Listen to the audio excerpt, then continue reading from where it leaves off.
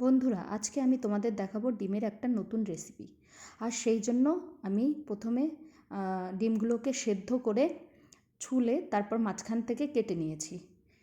আর সেগুলোকে ভাজার জন্য এখন উনুনে কড়াই বসিয়ে কড়াইটা গরম হলে একটু সর্ষের তেল দিয়ে দিলাম। দিয়ে এর মধ্যে একটু হলুদ গুঁড়ো আর একটু লঙ্কা গুঁড়ো আর একটু নুন দিয়ে ওই কেটে রাখা সেদ্ধ ডিমগুলো এর মধ্যে সুন্দর করে এপিট ওপিট করে ভেজে নিতে হবে। আর তার জন্য আমি এখন ডিমগুলো এর মধ্যে দিয়ে দেব। সবসময় ডিমগুলো উল্টো করে দেবেন, মানে কুসুমের দিকটা পেছন দিকে দেবেন, তেলের দিকে দেবেন। দিয়ে ভালো করে এপিট ওপিট করে ভেজে নিতে হবে, লাল লাল করে ভেজে নিয়ে এবার আমি এগুলোকে তুলে নেব। তুলে নিয়ে এবার গ্যাসটা আমি বন্ধ করে দেব।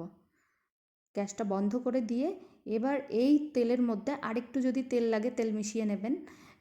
তারপর এর মধ্যে সর্ষে, পোস্ত আর কাঁচা লঙ্কা দিয়ে বাটা, সেটা আমি দিয়ে দিলাম। দিয়ে একটু নেড়ে নিলাম।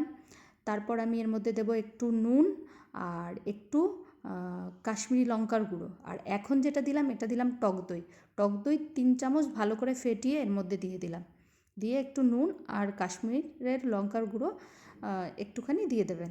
দিয়ে একটু ভালো করে মিশিয়ে একটু জল লাগলে অল্প একটু জল দেবেন, জল মেশাবেন এর মধ্যে, অল্প, বেশি না।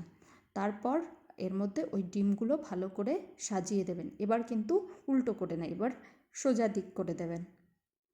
ভালো করে সাজিয়ে দিতে হবে। দিয়ে তারপর এটার উপরে মশলাগুলো একটু কিছু খুন্তি দিয়ে একটু ওপরে ওপরে দিয়ে দেবেন মশলাগুলো। দিয়ে ঢাকা দিয়ে দেবেন কিছুক্ষণের জন্য, বেশিক্ষণ না, ওই 7-8 মিনিট। আর আমি কিছু চেরা কাঁচা লঙ্কাও দিয়ে দিলাম এর মধ্যে। দিয়ে ঢাকা দিয়ে দিলাম 7-8 মিনিট হালকা আঁচে। ঢাকা দেওয়ার পর এই দেখুন এখন খুললাম, রেডি হয়ে গেল ডিমের সর্ষে পোস্ত।